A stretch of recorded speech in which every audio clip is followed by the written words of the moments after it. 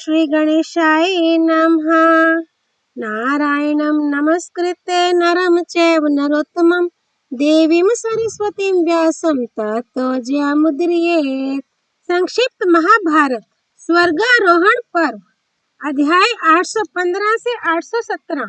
अध्याय 815 स्वर्ग में नारद और युधिष्ठिर की बातचीत तथा युधिष्ठिर को नरक का दर्शन।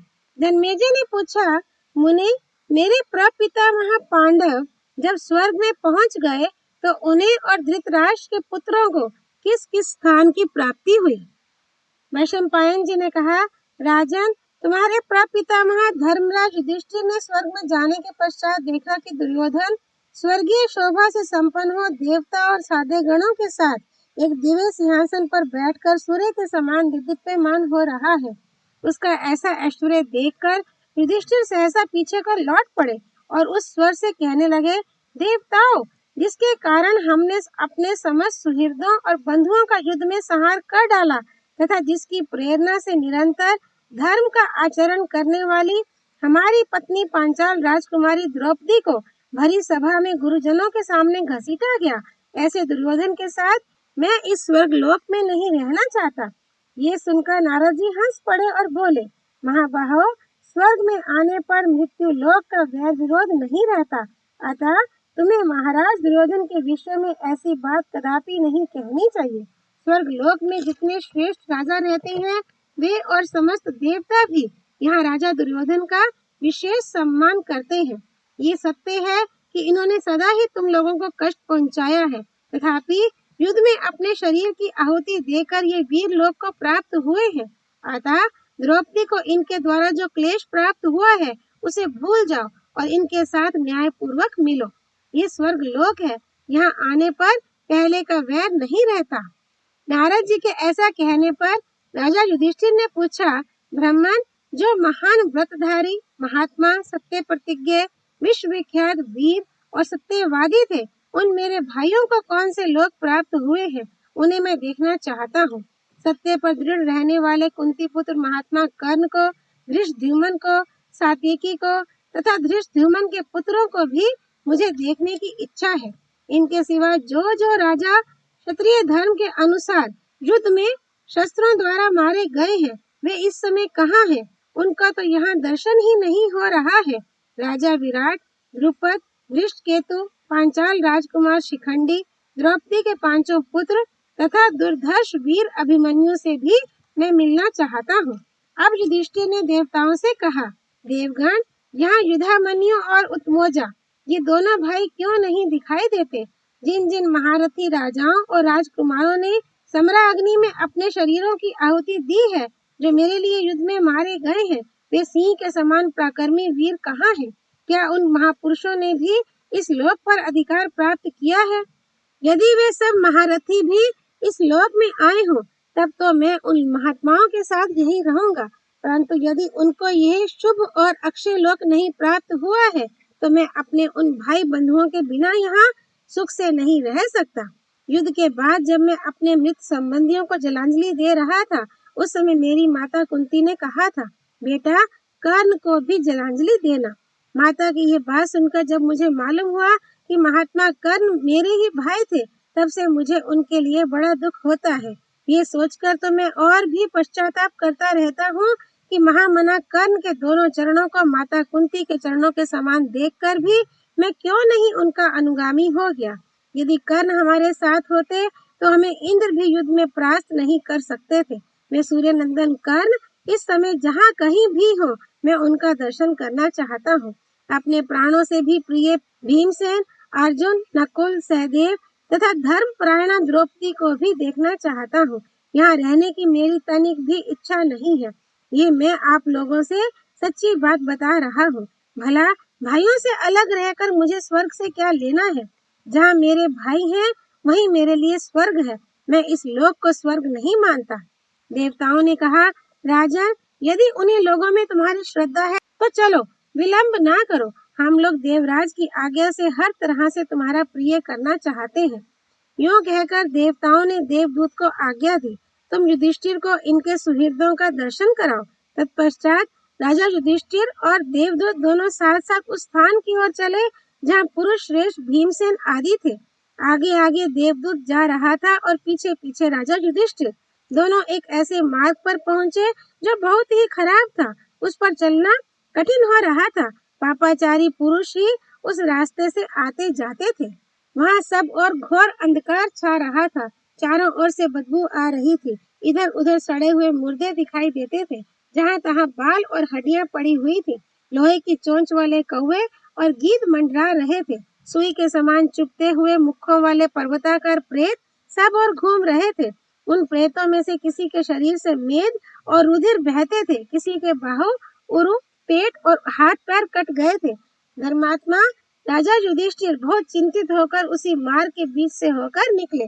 उन्होंने देखा वहाँ खौलते हुए पानी से भरी हुई एक नदी बह रही है, जिसको पार जाना बहुत ही कठिन है। दूसरी ओर तीखे छुरों के से पत्तों से परिपूर्ण असीपत्र नामक वन है। कहीं गरम गरम बालू बिछी है तो कहीं तपाए हुए लोहे की बड़ी बड़ी चट्टानें रखी गई हैं। सब और लोहे के कलशों में तेल खौलाया जा रहा है। यत्र तत्र पैने कांटों से भरे हुए सेमल के वृक्ष हैं, जिनको हाथ से छूना भी कठिन है।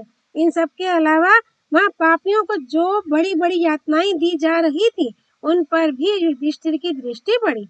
वहाँ की दुर्गंध से तंग आकर उन्होंने देवदूत से पूछा, भाई, ऐसे मार्ग पर हम लोगों को अभी कितनी दूर और चलना है तथा मेरे भ्राता कहाँ है? धर्मराज की बात सुनकर देवदूत लौट पड़ा और बोला, बस यहीं तक आपको आना था। महाराज, देवताओं ने मुझसे कहा है कि जब युधिष्ठिर थक जाएं तो उन्हें वापस लौटा लाना। अतः अब मैं आपको लौटा ले चलता हूँ। यदि आप थक गए हो तो मेरे साथ आइए। युधिष्ठिर उस बदबू से विकल हो रहे थे, इसलिए घबराकर उन्होंने लौटने का ही निश्चय किया। वे ज्यों ही उस स्थान से लौटने लगे, त्यों ही उनके कानों में चारों ओर से दुखी जीवों की ये दयनीय पुकार सुनाई पड़ी। धर्मनंदन, आप हम लोगों पर कृपा करके थोड़ी देर यहाँ ठहर जाइए। आपके आते ही परम पवित्र और सुगंधित हवा चलने लगी है। इससे हमें बड़ा सुख मिला है। कुंती नंदन, आज बहुत दिनों के बाद आपका दर्शन पाकर हम लोगों को बड़ा आनंद मिल रहा है। अतः क्षण भर और ठहर जाइए।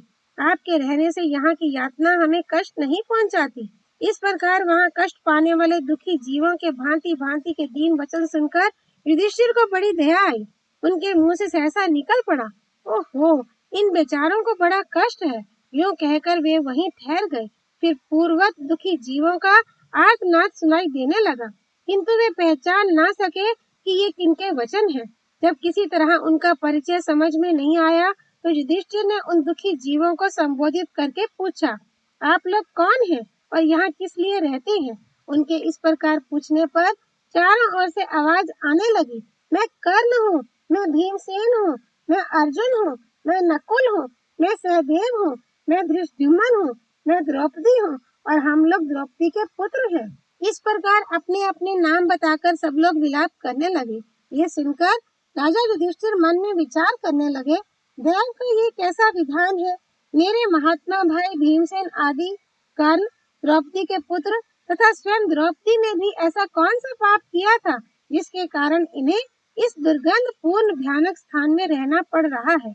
ये सभी पुण्यात्मा थे। जहाँ तक मैं जानता हूँ, इन्होंने कोई पाप नहीं किया था। फिर किस कर्म का ये फल है जो ये नरक में पड़े हुए हैं? मेरे भाई संपूर्ण धर्म के ज्ञाता, शूरवीर, सत्यवादी तथा शास्त्र के अनुकूल चलने वाले थे।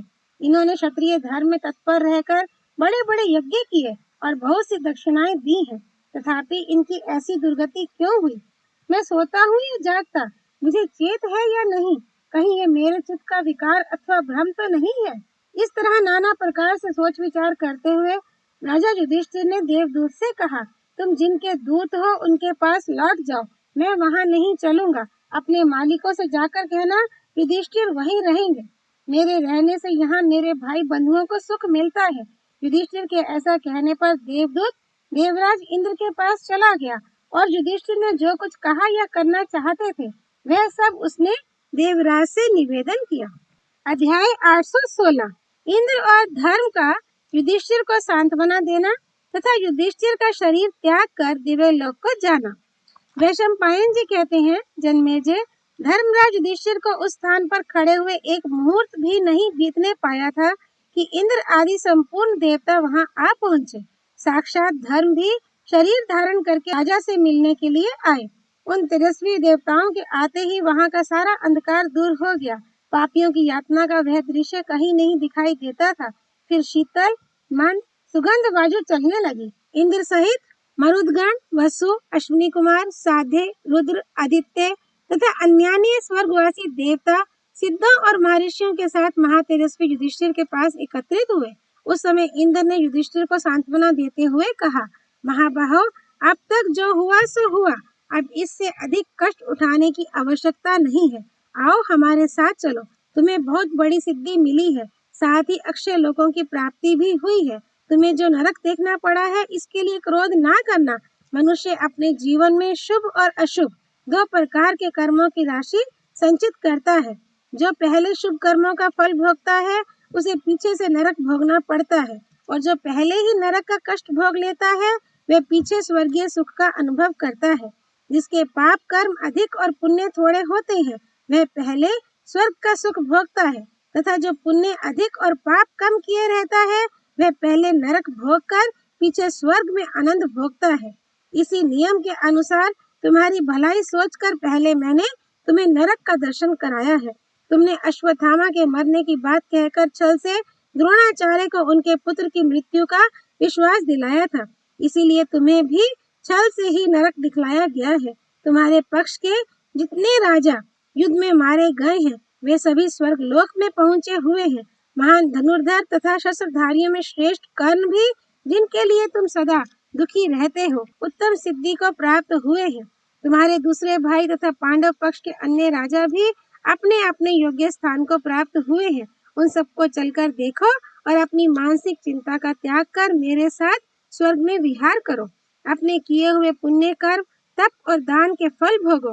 राजसूय यज्ञ द्वारा जीते हुए समृद्धिशाली लोगों को स्वीकार करो और अपनी तपस्या का महान फल भोगो। युधिष्ठिर, तुम्हें प्राप्त हुए संपूर्ण लोक राजा हरिश्चंद्र के लोकों की भांति सब राजाओं के लोकों से ऊपर है। उन्हीं में तुम विचरण करोगे। जहाँ राज ऋषि मांधाता, राजा भगीरथ और दुष्यंत कुमार भरत गए हैं, उन्हीं लोकों में निवास करके तुम भी दिव्य सुख का उपभोग करोगे। महाराज, वह देखो, त्रिभुवन को पवित्र करने वाली देव नदी मंदाकिनी सामने ही दिखाई दे रही है। उनके पवित्र जल में स्नान करके तुम दिव्य लोकों में जा सकोगे। वहाँ गोता लगाते ही तुम्हारा मानव स्वभाव दूर हो जाएगा। तुम्हारे मन के शोक, संताप, गलानी और वैर आदि सभी दोष मिट जाएंगे। देवराज की बात समाप्त होने पर शरीर धारण करके आए हुए साक्षात धर्म ने कहा, बेटा, तुम्हारे धर्म विषयक अनुराग, सत्य भाषण, क्षमा और इंद्रिय संयम आदि गुणों के कारण मैं तुम पर बहुत प्रसन्न हूँ। ये मेरे द्वारा तीसरी बार तुम्हारी परीक्षा हुई है। किसी भी युक्ति से कोई तुम्हें अपने स्वभाव से विचलित नहीं कर सकता। द्वैत वन में अरणी काष्ठ का अपहरण करने के पश्चात जब यक्ष के रूप में मैंने तुमसे कई प्रश्न किए थे, वह तुम्हारी पहली परीक्षा थी। उसमें तुम भली भांति उत्तीर्ण हो गए। फिर द्रौपदी सहित तुम्हारे सब भाइयों की मृत्यु हो जाने पर कुत्ते का रूप धारण करके मैंने दूसरी बार तुम्हारी परीक्षा ली थी। उसमें भी तुम्हें सफलता मिली। ये तुम्हारी परीक्षा का तीसरा अवसर था, किंतु इस बार भी तुम अपने सुख की परवाह न करके भाइयों के हित के लिए नरक में रहना चाहते थे। अतः तुम हर तरह से शुद्ध प्रमाणित हुए। तुम में पाप का नाम भी नहीं है, इसलिए स्वर्ग का सुख भोगो। तुम्हारे भाई नरक के योग्य नहीं है। तुमने जो उन्हें नरक भोगते देखा है, वह देवराज इंद्र द्वारा प्रकट की हुई माया थी। अर्जुन, भीम, नकुल, सहदेव और सत्यवादी शूरवीर कर्ण तथा राजकुमारी द्रौपदी, इनमें से कोई भी नरक में जाने योग्य नहीं है। भरत श्रेष्ठ, आओ अब मेरे साथ मिलकर त्रिलोक गामिनी गंगा जी का दर्शन करो। जन्मेजय, धर्म के यूं कहने पर तुम्हारे पूर्व पितामह राज ऋषि युधिष्ठिर ने धर्म तथा समस्त स्वर्गवासी देवताओं के साथ जाकर मुनिजन वंदित परम पावन देव नदी गंगा जी में स्नान किया। स्नान करते ही उन्होंने मानव शरीर का त्याग करके दिव्य देह धारण कर लिया। उनके हृदय का शोक, संताप और वैर भाव जाता रहा। तत्पश्चात वे देवताओं से घिरकर महर्षियों से स्तुति सुनते हुए धर्म के साथ साथ उस स्थान को गए जहाँ उनके चारों भाई पांडव और धृतराष्ट्र के पुत्र क्रोध त्याग कर आनंद पूर्वक निवास करते थे।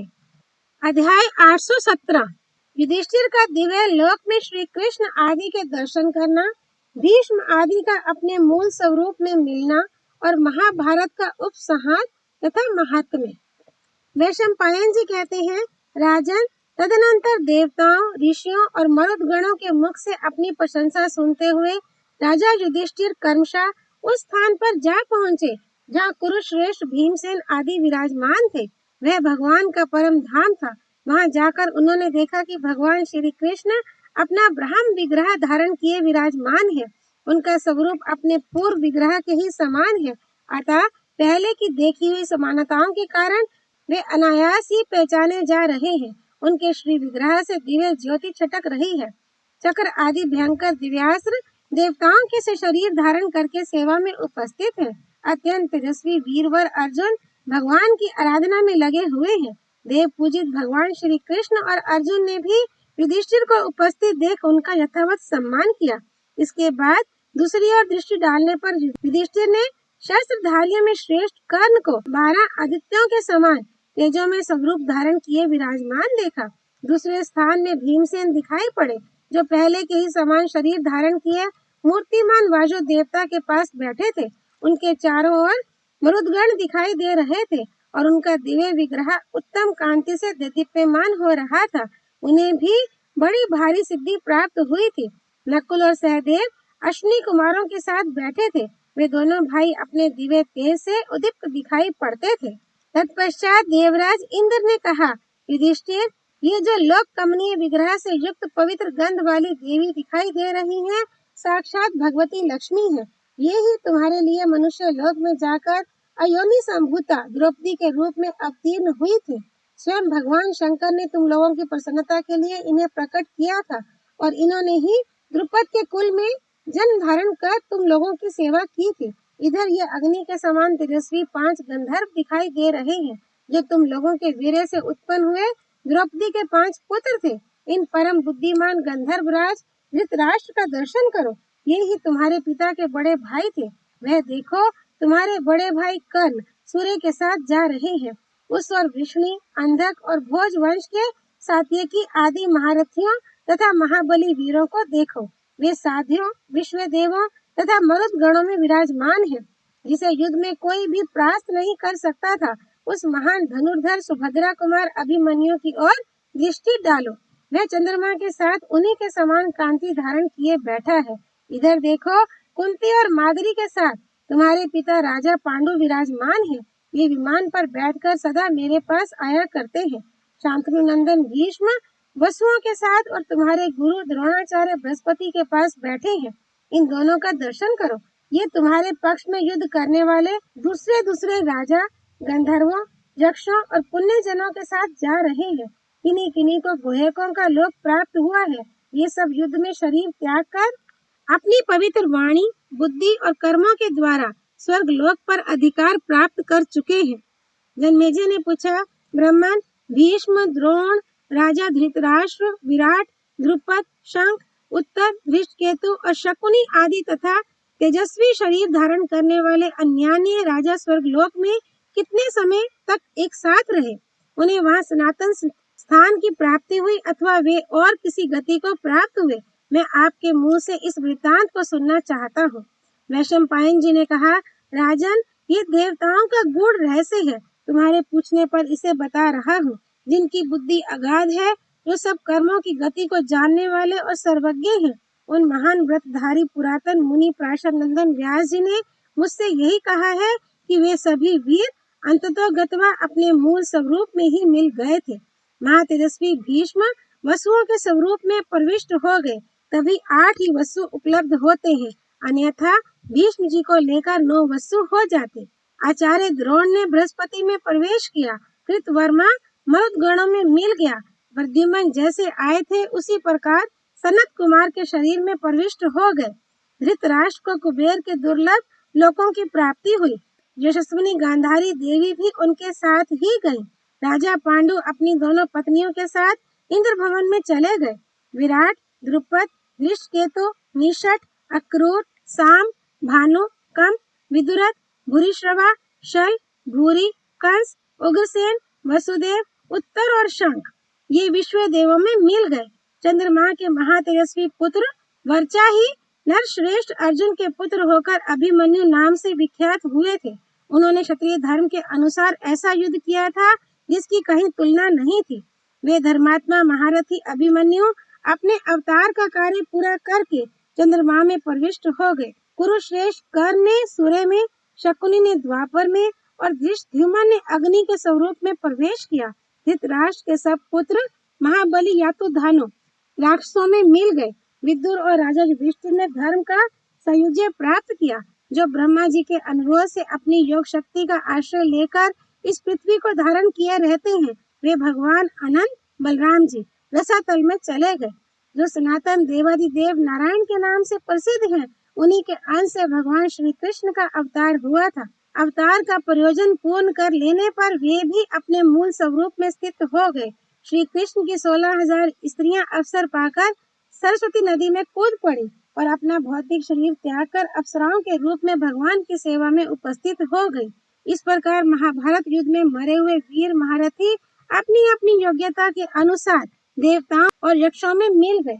कोई इंद्र के भवन में पहुंचा और कोई कुबेर के। कितने ही महापुरुष वरुण लोक को प्राप्त हुए।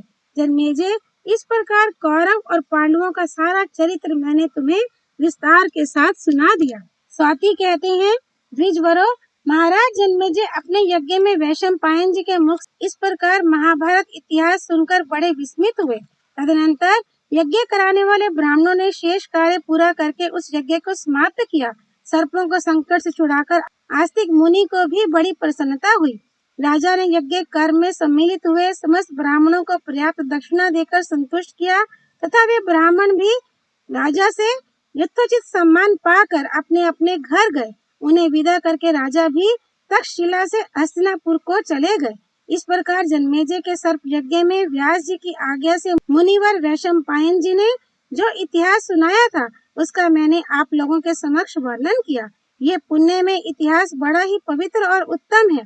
सत्यवादी, सर्वज्ञ, विधि विधान के ज्ञाता, धर्मज्ञ, साधु, इंद्रिय संयमी, शुद्ध, तप के प्रभाव से पवित्र अंतःकरण वाले, सांख्य एवं योग के विद्वान तथा अनेकों शास्त्रों के पारदर्शी मुनिवर व्यास जी ने दिव्य दृष्टि से देखकर महात्मा पांडवों तथा अन्य तेजस्वी राजाओं की कीर्ति का प्रसार करने के लिए इस इतिहास की रचना की है।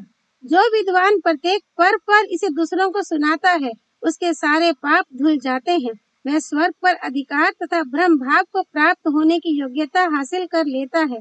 श्री कृष्ण द्वैपायन द्वारा प्रकट होने के कारण ये उपाख्यान कार्षण वेद के नाम से प्रसिद्ध है। जो एकाग्रचित होकर इस संपूर्ण ग्रंथ का श्रवण करता है उसके ब्रह्म हत्या आदि करोड़ों पापों का नाश हो जाता है। जो श्राद्ध कर्म में ब्राह्मणों को महाभारत का थोड़ा सा अंश भी सुना देता है उसका दिया हुआ अन्न पान अक्षय होकर पितरों को प्राप्त होता है। मनुष्य अपनी इंद्रियों अथवा मन से दिन भर में जो पाप करता है वह सायंकाल की संध्या के समय महाभारत का पाठ करने से छूट जाता है और रात्रि के समय उससे जो पाप हो जाते हैं उनसे प्रातः काल की संध्या के समय महाभारत का पाठ करने पर छुटकारा मिल जाता है। इस ग्रंथ में भरत वंशियों के महान जन्म कर्म का वर्णन है, इसलिए इसे महाभारत कहते हैं। महान और भारी होने के कारण भी इसका नाम महाभारत हुआ है। जो महाभारत की व्युत्पत्ति को समझ लेता है वह सब पापों से मुक्त हो जाता है। वेद विद्या के महासागर एवं 18 पुराणों के निर्माता महर्षि वेद व्यास की सिंह गर्जना सुनो। वे कहते हैं, 18 पुराण, संपूर्ण धर्म शास्त्र और 6 अंगों सहित 4 वेद एक ओर तथा केवल महाभारत दूसरी ओर, ये अकेला ही उन सबके बराबर है। मुनिवर भगवान श्री कृष्ण द्वैपायन ने 3 वर्षों में समस्त महाभारत को पूर्ण किया था।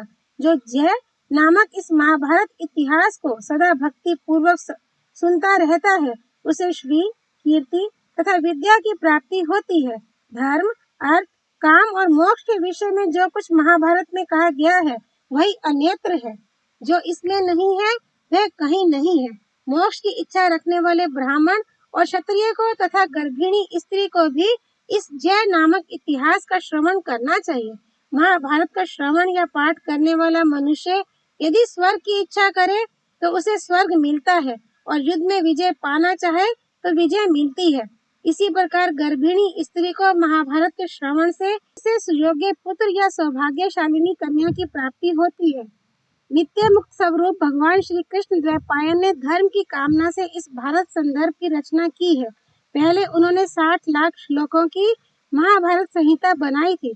उसमें से 30 लाख श्लोकों की संहिता का देवलोक में प्रचार हुआ, 15 लाख की दूसरी संहिता पितृलोक में प्रचलित हुई, 14 लाख श्लोकों की तीसरी संहिता का यक्षलोक में आदर हुआ तथा 1 लाख श्लोकों की चौथी संहिता मनुष्य लोक में प्रतिष्ठित हुई। देवताओं को देव ऋषि नारद ने, पितरों को असित देवल ने, यक्ष और राक्षसों को शुकदेव जी ने और मनुष्यों को वैशंपायन जी ने ही पहल महाभारत संहिता सुनाई है। शौनक जी, जो मनुष्य ब्राह्मणों को आगे करके गंभीर अर्थ से परिपूर्ण और वेद की समानता करने वाले इस व्यास प्रणीत पवित्र इतिहास का श्रवण करता है, वह इस जगत में सारे मनोवांछित भोगों और उत्तम कीर्ति को पाने के साथ ही परम सिद्धि को प्राप्त कर लेता है। इस विषय में मुझे तनिक भी संदेह नहीं है। जो अत्यंत श्रद्धा और भक्ति के साथ महाभारत के एक अंश को भी सुनता या दूसरों को सुनाता है, उसे संपूर्ण महाभारत के अध्ययन का पुण्य प्राप्त होता है और उस पुण्य के प्रभाव से उसको उत्तम सिद्धि मिलती है। जिन भगवान व्यास ने इस पवित्र संहिता को प्रकट करके अपने पुत्र सुखदेव जी को पढ़ाया था, वे महाभारत के सारभूत उपदेश का इस प्रकार वर्णन करते हैं। मनुष्य इस जगत में हजारों माता पिताओं तथा सैकड़ों स्त्री पुत्रों के संयोग वियोग का अनुभव कर चुके हैं, करते हैं और करते रहेंगे। अज्ञानी पुरुष को प्रतिदिन हर्ष के हजारों और भय के सैकड़ों अवसर प्राप्त होते हैं, किंतु विद्वान पुरुष के मन पर इनका कोई प्रभाव नहीं पड़ता। मैं दोनों हाथ ऊपर उठाकर पुकार पुकार कर कह रहा हूँ, पर मेरी बात कोई नहीं सुनता। धर्म से मोक्ष तो सिद्ध होता ही है, अर्थ और काम भी सिद्ध होते हैं, तो भी लोग उसका सेवन क्यों नहीं करते? कामना से, भय से, लोभ से अथवा प्राण बचाने के लिए भी धर्म का त्याग ना करें। धर्म नित्य है और सुख दुख अनित्य। इसी प्रकार जीवात्मा नित्य है और उसके बंधन का हेतु अनित्य। ये महाभारत का सारभूत उपदेश भारत सवित्री के नाम से प्रसिद्ध है। जो प्रतिदिन सवेरे उठकर इसका पाठ करता है, वह संपूर्ण महाभारत के अध्ययन का फल पाकर परब्रह्म परमात्मा को प्राप्त कर लेता है। जैसे समुद्र और हिमालय पर्वत दोनों ही रत्नों के निधि माने गए हैं, उसी प्रकार महाभारत भी नाना प्रकार के उपदेशमय रत्नों का भंडार कहलाता है। जो विद्वान श्री कृष्ण द्वैपायन के द्वारा प्रसिद्ध किए गए इस महाभारत रूप पंचम वेद को सुनाता है, उसे अर्थ की प्राप्ति होती है। जो एकाग्रचित होकर इस भारत उपाख्यान का पाठ करता है, वह मोक्ष रूप परम सिद्धि को प्राप्त कर लेता है। इस विषय में मेरे मन में तनिक भी संदेह नहीं है। स्वर्गारोहण पर्व समाप्त। संक्षिप्त महाभारत समाप्त। ओम तत्सत। नारायण भगवान श्री कृष्ण की जय। भगवती सरस्वती देवी की जय। भगवान व्यासावतार श्री कृष्ण द्वैपायन की जय। श्री हरि अर्पणमस्तु।